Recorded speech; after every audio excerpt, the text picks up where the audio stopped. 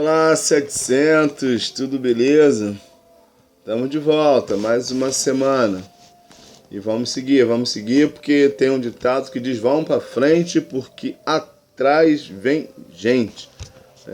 Talvez, eu acredito até que provavelmente a primeira coisa que eu quero te passar é que você pode, no meu vídeo, estar escutando uma música, até uma música evangélica, porque eu preciso gravar as aulas, naturalmente, e tem uma vizinha aqui que ela passa um pouquinho, né, no barulho do som. Então essa música aí, como eu disse, que é um hino, pode estar aí chegando também junto com a aula, mas é um cântico bacana. Ela costuma colocar alguns cânticos bacanas e hoje está até baixo, também costuma ser mais alto, mas só para você saber. Essa música não é aqui da minha casa, não, porque eu não gosto de nada muito alto e quando coloco o som aqui, ele é bem baixo, bem moderado, só para nós da casa escutar. Mas vamos seguir, alguns anúncios, alguns avisos que eu preciso te dar. Na verdade, dois. Primeiro, eu já dei na semana passada e vou continuar falando para você, que é os PHs, você precisa fazer. O portal está sempre lá à disposição. Então, que você aí não deixe de fazer os exercícios, as atividades do PH também, porque são pontos, né, que vão somar aí no terceiro bimestre para o conceito aí, sua nota geral aí do terceiro bimestre. Então, não deixem de fazer, façam, porque vai ser bacana e, naturalmente, além das notas, você vai estar aprendendo mais. Uma outra coisa, vem aí o projeto interdisciplinar, fica atento. Não fica de bobeira, como a gente fala, não, porque teremos o projeto interdisciplinar. A data será no dia 30 de setembro, ou seja, estamos aí a um mês, né, do projeto interdisciplinar. Vocês vão receber todas as orientações, né, daqui a pouquinho, mas é importante você já ficar sabendo que nós teremos o projeto interdisciplinar. Bom, muito bem, vamos continuar falando aí de direitos humanos. Nós começamos a falar sobre direitos humanos dando conceito, e aí falamos, né, algumas outras coisas sobre os direitos humanos, as motivações, enfim. Falamos de você, de mim, nós como cidadão. Falamos algumas coisas nesse sentido. Depois nós fomos para outra aula de direitos humanos falando sobre a necessidade dos direitos humanos e reconhecer, né, porque direito nós temos, mas, né, é preciso ser reconhecido por nós mesmos e por outras pessoas. Ou seja, toda a sociedade, todo mundo, em todos os âmbitos, precisam reconhecer e praticar os direitos humanos. Falamos também sobre direitos humanos. O mundo precisa. E nessa oportunidade nós falamos que das indiferenças que nos acompanham, que tem acompanhado o ser humano, que acaba não nos deixando às vezes perceber, se não tivermos cuidado, a desigualdade social. E isso é injustiça, porque quando tem um disparate, um nível de desigualdade muito grande, que não era para ter desigualdade nenhuma, em lugar nenhum, de nenhum aspecto, mas a gente acaba tendo, e quando essas indiferenças, quando essas desigualdades, elas são acentuadas, ou seja, elas crescem, as injustiças, elas aumentam. Então, e muitas outras coisas, né, nós trabalhamos, nós falamos sobre direitos humanos. E hoje nós vamos falar ainda de direitos humanos sobre o seguinte tema: direitos humanos, enxergando as pessoas. E por que enxergando pessoas? Porque enxergar, na minha opinião, é muito mais do que olhar. É muito mais do que simplesmente ver, porque ver nós vemos, graças a Deus. Nós, como diria assim de forma meio que rasteira, nós não somos cegos, graças a Deus. Nós podemos até usar óculos, como eu uso, talvez você use também. Mas, como eu disse, nós não somos cegos. e é preciso que a gente enxergue outro. Quando eu falo enxergar outro, é prestar atenção no outro.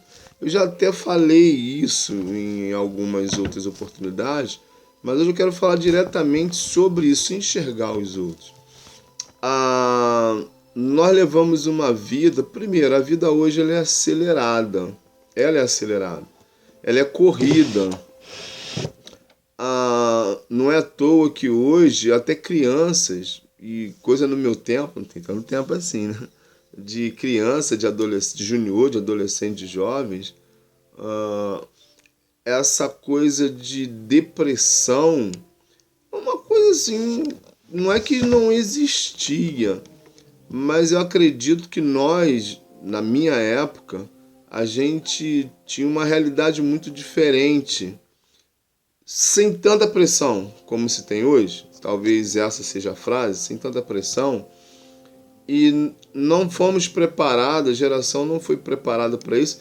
Eu acho que nem a nossa, se tivesse acontecido na nossa geração, estaríamos preparados para uma doença que tem, assim, causado muito, mas muitos transtornos, tem levado, infelizmente, muita gente ao suicídio, tem deixado gente doente que depois de tratamento de longo tempo ainda fica com sequelas, tem mantido pessoas presas em um mundo, elas não conseguem sair, e aí gera outras situações, crise de pânico, e enfim, medo até da sombra. Ou seja, hoje, essa geração, hoje estou falando já de algum tempo, naturalmente, hoje, como eu disse, se vive dentro de uma panela de pressão. E a panela de pressão você conhece, naturalmente, que se coloca as coisas lá para serem cozidas e daqui a pouco que ela começa na pressão, a pressão vai esquentando e tem aquele pino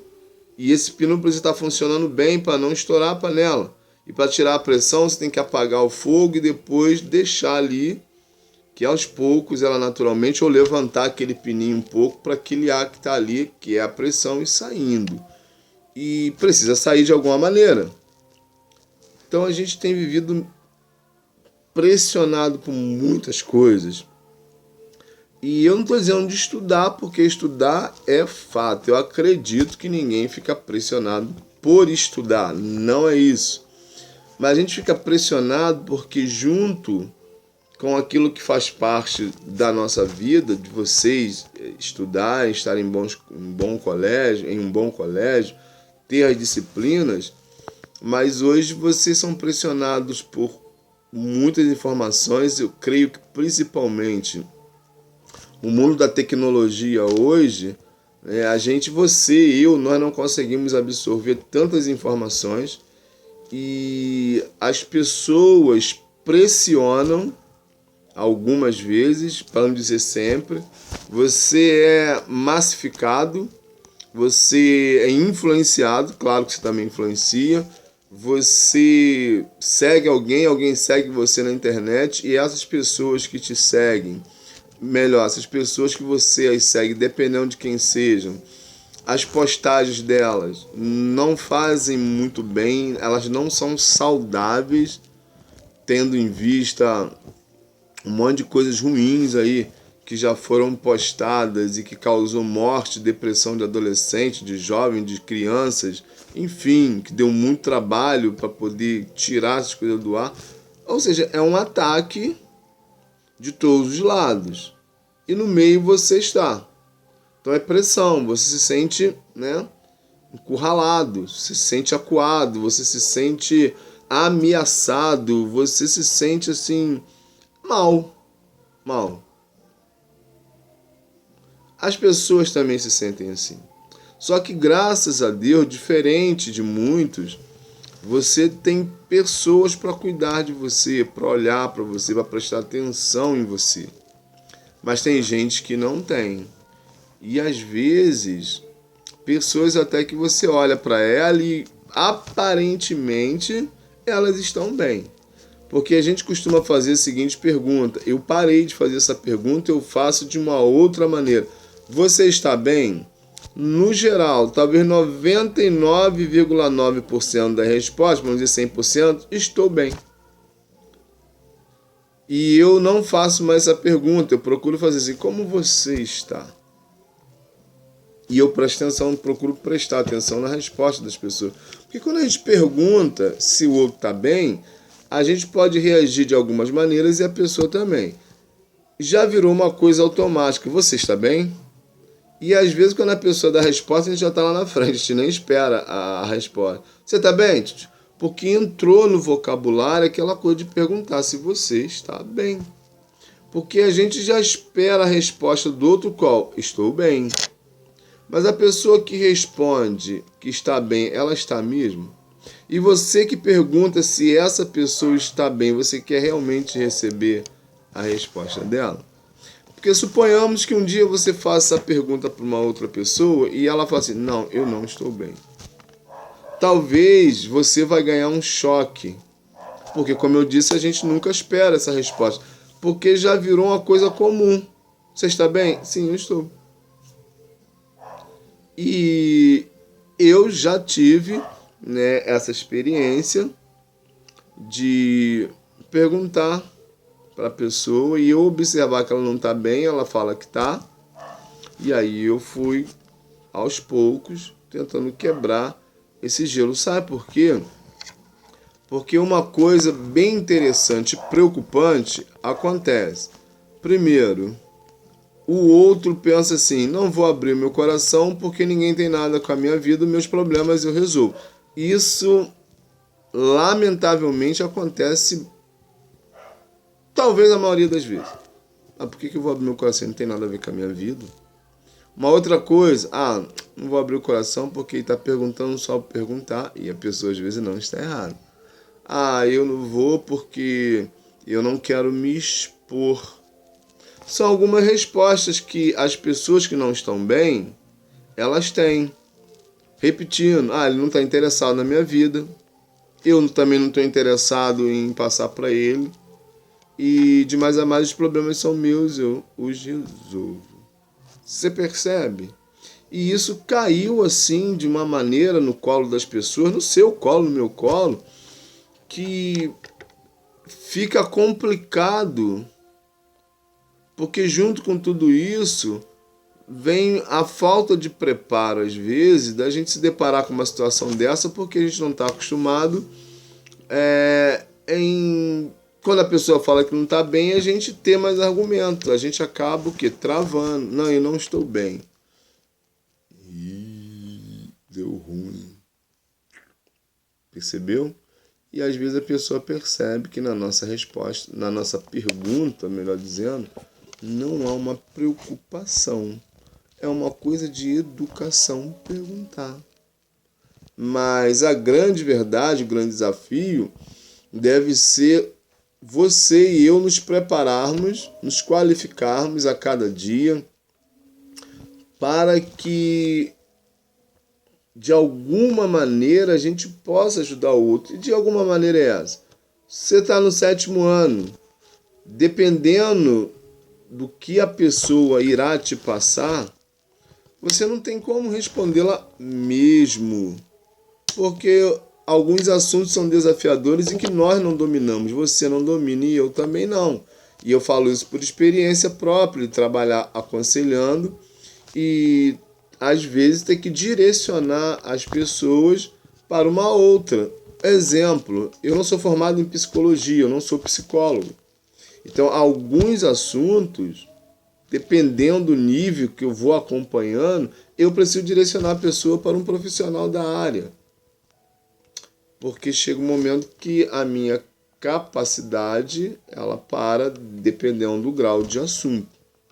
E aí eu tenho que ter a consciência que eu não sei e eu preciso buscar ajuda para essa pessoa com um profissional, ou seja, alguém que sabe mais do que eu nessa área. Com você não é diferente. Se alguém, suponhamos que alguém passe para você alguma situação, pode ser da sua idade, mais nova, mais velha, enfim, não importa. E aí você tem que pensar rápido. Rápido que eu estou dizendo é não demorar muito a buscar ajuda, porque o que acontece? A pessoa que pede ajuda, ela tem pressa. Quando alguém chega a nos pedir ajuda, é porque tá no fiozinho. E isso não é brincadeira. Como eu disse, as pessoas são muito difíceis de pedir ajuda. Então, quando quando nós percebemos que a pessoa precisa de ajuda, que dá para perceber algumas vezes, nós precisamos insistir para que a pessoa abra o coração. E se ela não quiser abrir o coração para a gente, você precisa orientá-la a procurar alguém que possa ajudá-la. É assim que funciona. Então, a nossa função nem sempre é ter uma palavra, porque às vezes nós não temos a palavra. Às vezes o importante é chorar junto com a pessoa também, ou dar um sorriso para ela, ou dar um abraço nela e indicar ela para alguém que tenha condições de cuidar dela. Isso é percepção, isso é enxergar as pessoas.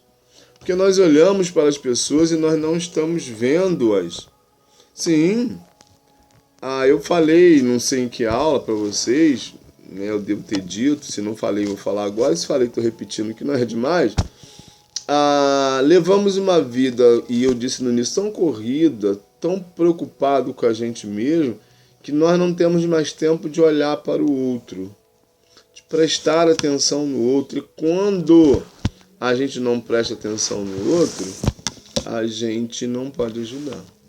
Porque quando alguém fala para mim que tá tudo bem, eu aceito aquilo ali sem quiser analisar, sem sequer olhar para a pessoa, nos olhos dela ou senti-la, né?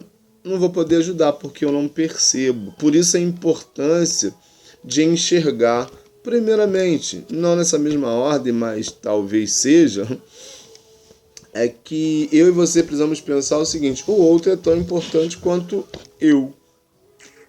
O outro é tão importante quanto você. Numa escala, não há o mais ou menos importante. Percebe? Não há o mais, não há o menos importante. Diante de Deus, dos cuidados de Deus, nós somos iguais. Deus não faz diferença entre A, B, C ou D. Deus não ama, né, menor ou maior, Deus ama. Percebe? Então, é preciso enxergar o outro. Mas enxergar é tudo que eu falei. Perceber o outro. A gente tem vivido, nós vivemos em uma sociedade egoísta e o nosso olhar precisa mudar, o nosso foco precisa mudar, o nosso olhar precisa ter uma direção, um olhar diferente. É desafiador, mas é assim que é. Porque hoje muita gente olha para o outro como um produto, como uma conta de internet, como as curtidas que você dá, como a conta bancária dele, que se você curtir a página dele, você vai valer, porque a gente sabe que é assim que acontece, né? Que hoje nesse mundo globalizado, onde todo mundo, ou a maioria das pessoas, nem todo mundo, né, estão ligadaças aí à tecnologia da informação com toda a força, lamentavelmente as pessoas não nos enxergam. Elas só nos veem como um produto. Você é um número, eu sou um número. E isso é extremamente preocupante. Nós acabamos assim, sendo considerados uma mercadoria e nós acabamos até inconscientemente considerando os outros uma mercadoria. Porque a gente acaba tendo um preço. Só para citar um exemplo aqui, você não conhece provavelmente, mas você vai conhecer daqui a pouquinho, não vai demorar, mas provavelmente você sabe de alguma coisa, tipo uma conta bancária. Seu pai, sua mãe, né, alguém próximo a você tem uma conta bancária, e para você ter uma conta bancária precisa pagar. Sim. O seu dinheiro, o dinheiro dos seus pais, no caso, né, e daqui a pouco vai acontecer com você. Você deixa que deposita num banco, fica lá. Você ainda tem que pagar para deixar o seu dinheiro lá. O banco cuida do seu dinheiro? Cuida. Se acontecer alguma coisa, eles pagam? Pagam. Mas eles também usam o dinheiro. Eles não são bobos. Dinheiro no banco não fica sem ser movimentado. E ganham muito. Certo? É o seu dinheiro. Mas a responsabilidade do banco. Por isso, se acontecer alguma coisa, eles cobram. Então, movimenta. E aí? Você percebe? Mas você tem que pagar por isso. E você tem que estar atento, porque hoje há uma série de situações que cercam aí as redes, né, guardadoras de bens, nosso dinheiro, que se a gente não estiver atento, elas só vão comendo dinheiro. Por quê? Porque eles olham para você, para aqueles que têm conta lá no banco, uma mercadoria. Te tratam bem de acordo com o valor que você tem. Entende? E o mundo está assim. O mundo é desse jeito, infelizmente. Para muitos, eu não estou falando de todo mundo, é assim, de todas as organizações, não é nada disso. Mas o que eu estou dizendo é que é uma realidade por parte de muita gente. E aí quando eles enxergam você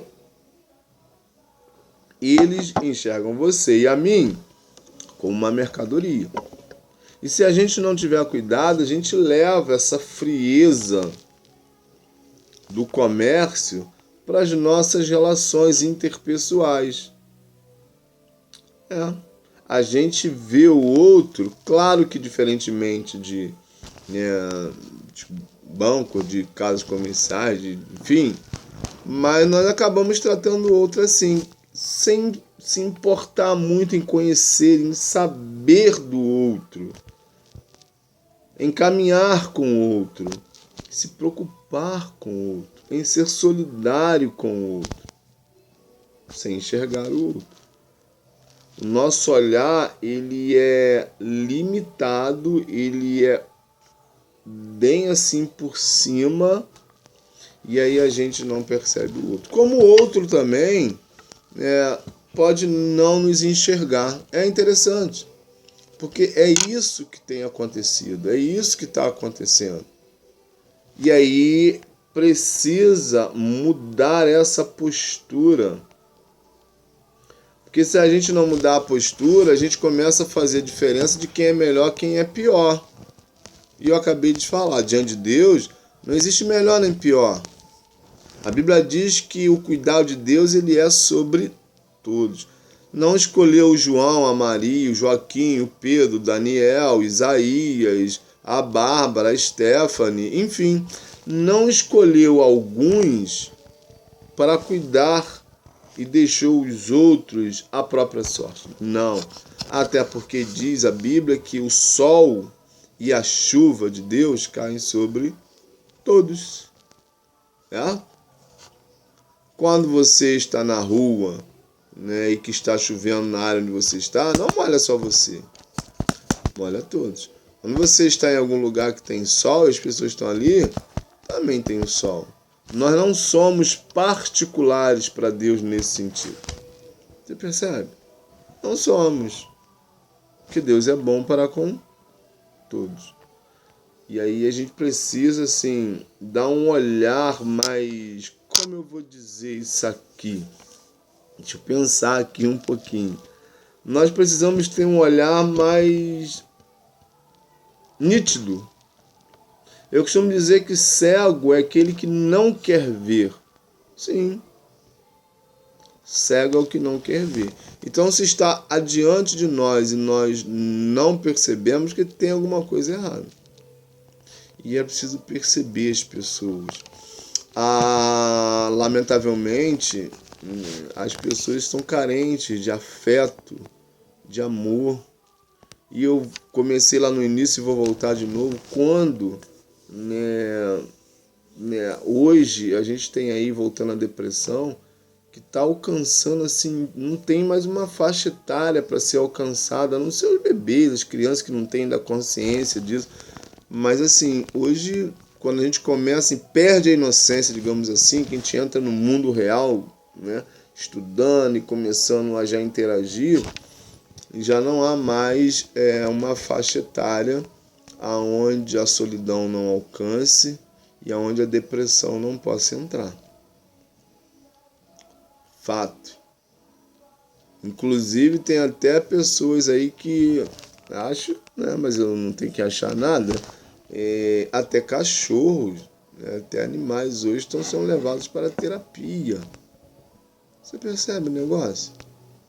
Então, e o que vai mudar isso? O que pode ajudar a mudar isso?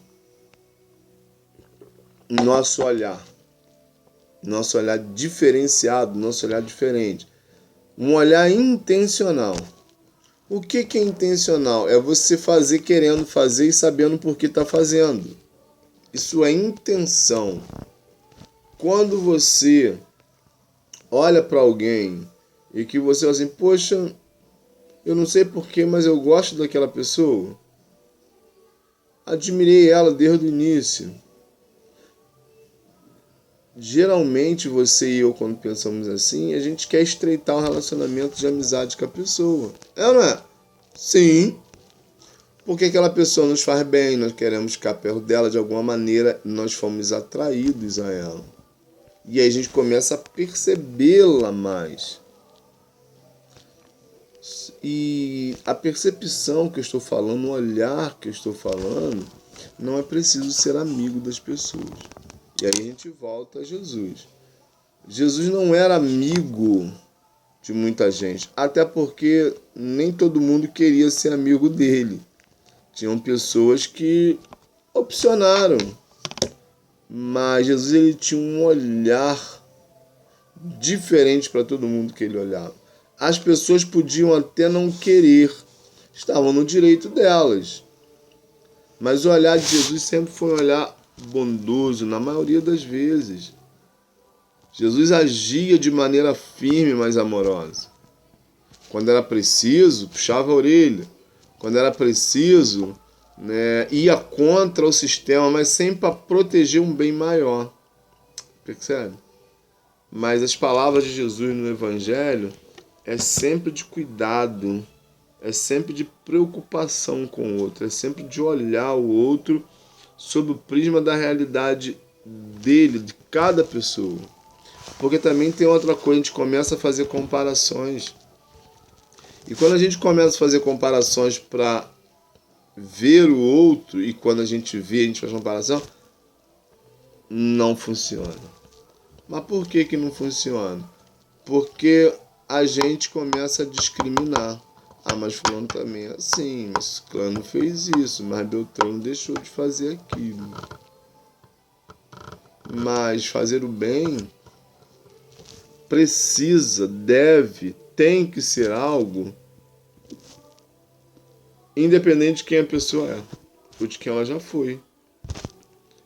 Porque quando a gente pensa na palavra amor e no sentido literal e na aplicação da palavra, a gente não tem como fugir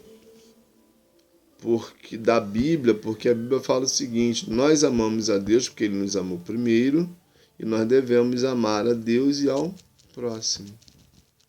Tem como fugir disso. E esse olhar, né, esse olhar de cuidado, de generosidade, de carinho, de amor, ele tem sido perdido, deixado para trás por muita gente. E aí é preciso que a gente se interesse pelo outro. Sim, interesse mesmo. Lamentavelmente hoje, nós vivemos algumas situações de até junior, adolescente, porque tudo que a gente fala de interesse de um para com o outro, sempre querem associar a namoro e não tem nada a ver. Eu vou logo dizendo uma coisa, você está muito novo para namorar. Você vai namorar depois dos 30. Seu pai e sua mãe vão liberar você para namorar depois dos 30. Mas assim, porque a mentalidade hoje dos jovens, adolescentes, dos juniores, está assim. Ai, que bonitinho e tal. E aí a gente presta atenção naquilo que nos convém. Só naquilo que nos satisfaz. Quando na verdade, eu já citei o exemplo de Jesus, o nosso olhar deveria ser abrangente para todos os lados, em todos os sentidos, buscar verdadeiramente algo que vai poder melhorar a vida do outro, porque o maior beneficiado quando o outro melhora sou eu. Sim, fazer o bem, cuidar do outro, independe, como eu disse, de quem ele é, do que ele fez, do que ele já fez. Não importa. Não importa se você tem a oportunidade de fazer e não faz, porque quando a gente não faz podendo fazer, nós estamos o quê? Errando. Errando. Eu quero ler um texto com você muito bacana, que nos orienta sobre algo que nós devemos estar atentos ao nosso proceder, ao nosso comportamento, ao nosso cuidado, ao nosso amor para com o outro. Olha só a orientação que nós temos lá na carta de Tiago, lá no Novo Testamento, caminhando para o final já da Bíblia.